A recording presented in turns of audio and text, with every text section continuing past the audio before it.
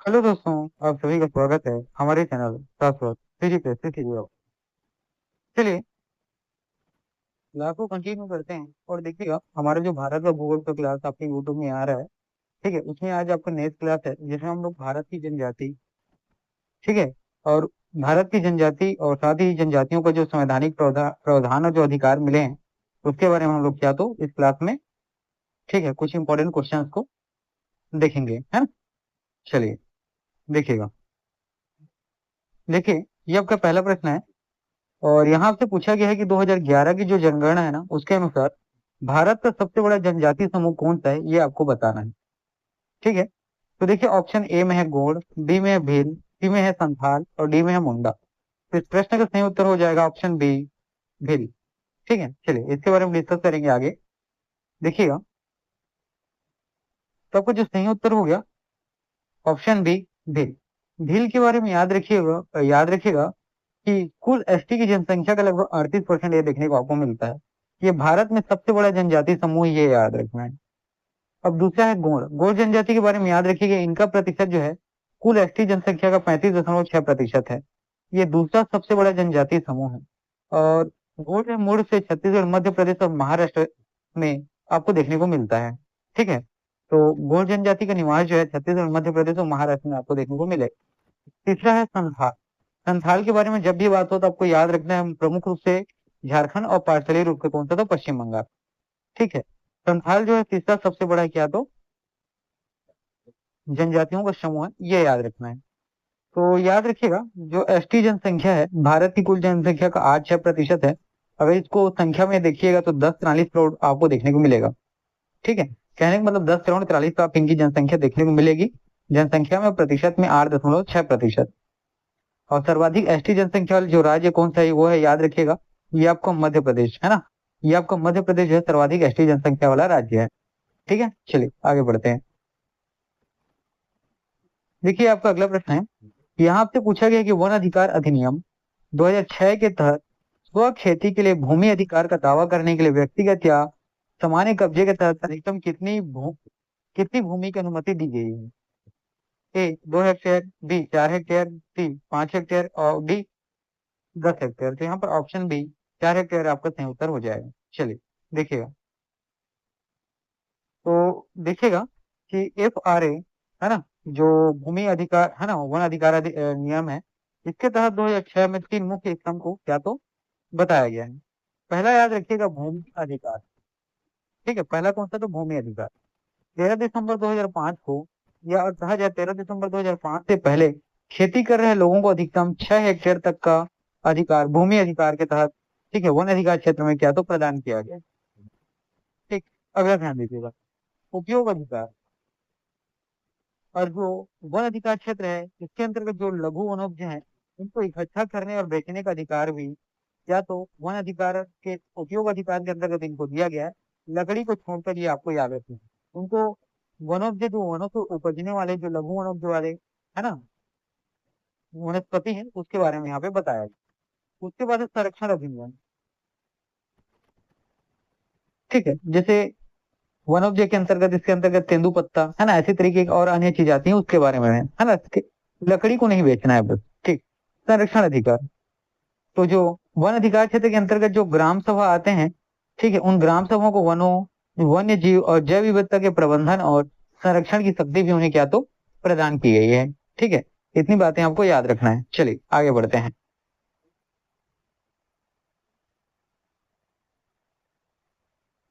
देखिए आपका अगला प्रश्न है, यहाँ आपसे बोला गया है कि ऐतिहासिक गोंडवाना साम्राज्य में प्रशासन की सबसे छोटी इकाई को क्या कहा जाता है, ये आपको बताने हैं।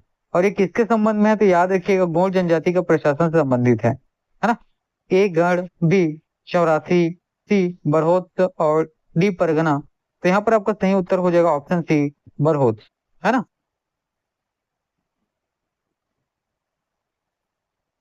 देखिएगा, तो यहाँ पर याद रखिएगा बरहोत जो है ना, ये 12 गांवों का समूह होता है। कितना, तो 12 गांवों का समूह होता है। और सबसे छोटी इकाई क्या कहलाता है, बरहोत कहलाता है। उसके आगे आपको देखने को मिलता है उससे बड़ा चौरासी। चौरासी के बारे में याद रखिएगा, 84 गांवों का समूह होता है। और ये एक जिले के समान होता है। कैसा, तो जिले के समान होता है। और उससे भी बड़ा जो होता है वो होता है गढ़। उससे बड़ा जो होता है क्या होता है, गढ़ होता है, ये साम्राज्य का सबसे बड़ा हिस्सा होता है। ठीक है, और याद रखिएगा इनका मुख्य भोजन क्या होता है, कोदो और कुटकी, है ना। गोंड जनजाति का मुख्य भोजन क्या होता है, कोदो और कुटकी। और ये गोंडी भाषा बोलते हैं, कैसा तो गोंडी भाषा बोलते हैं। गोंडी जो है याद रखिएगा द्रविड़ भाषा परिवार की क्या तो भाषा है। और प्रसिद्ध शासक रानी दुर्गावती गढ़ा साम्राज्य, है ना। गोंड जनजाति के प्रसिद्ध शासक रानी दुर्गावती गढ़ा साम्राज्य। ठीक है, चलिए ये देखिएगा आपका अगला प्रश्न है। यहाँ आपसे पूछा गया है कि राष्ट्रीय अनुसूचित जनजाति आयोग नेशनल कमीशन, है ना, शेड्यूल ट्राइब की स्थापना किस संविधान संशोधन अधिनियम के द्वारा एक स्वतंत्र संवैधानिक निकाय के रूप में की गई है। ए 42वां संविधान संशोधन, बी 44वां संविधान संशोधन, सी 86वां संविधान संशोधन और डी 89वां संविधान संशोधन। तो यहाँ पर जो आपका सही उत्तर होगा ऑप्शन डी 89वां संविधान संशोधन। चलिए इसके बारे में देखते हैं।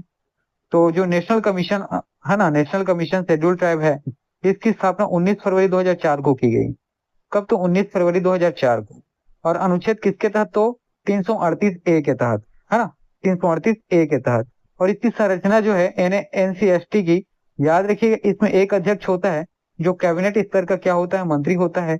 एक उपाध्यक्ष होता है, 3 अन्य सदस्य होते हैं और उन 3 अन्य सदस्यों में कम से कम एक महिला होना अनिवार्य है। इस प्रकार आप देखेंगे कुल 5 सदस्य आपको यहाँ पे देखने को मिलते हैं। तो अनुच्छेद 342 आपको याद रखना है, जो शेड्यूल ट्राइब के रूप में समुदायों का क्या तो निर्दिष्टीकरण, ये आपको देखने को मिलता है 342 में।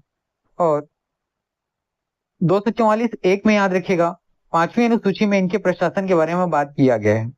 अनुच्छेद 330 के तहत याद रखिएगा लोकसभा में जो शेड्यूल ट्राइब हैं उनके सीटों के आरक्षण के बारे में बताया गया है।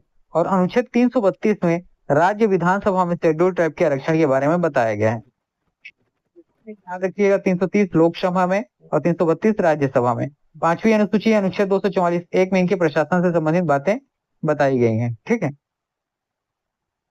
अब देखिएगा यहाँ पे अगला प्रश्न जो है, विशेष रूप से कमजोर जनजाति समूह, है ना, पीवीटीजीएस के बारे में बात करते हैं।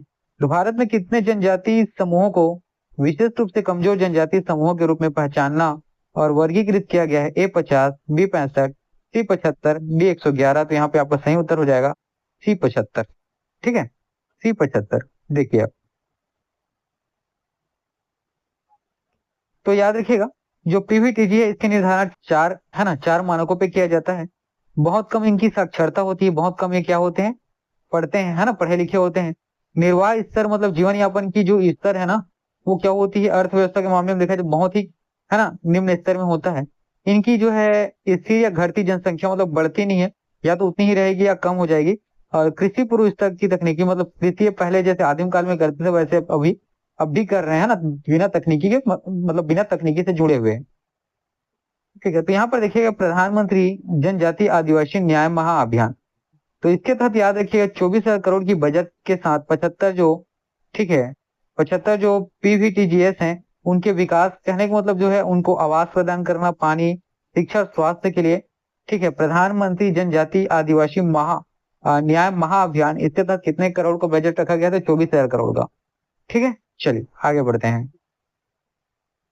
देखिए आपका अगला प्रश्न है, यहाँ बोला गया कि सलवा जुडूम जिसे 2011 में सर्वोच्च न्यायालय द्वारा असंवैधानिक घोषित कर भंग कर दिया गया था, मुख्य रूप से किस राज्य में नक्सलियों के लड़ने के लिए आदिवासियों का एक बल था।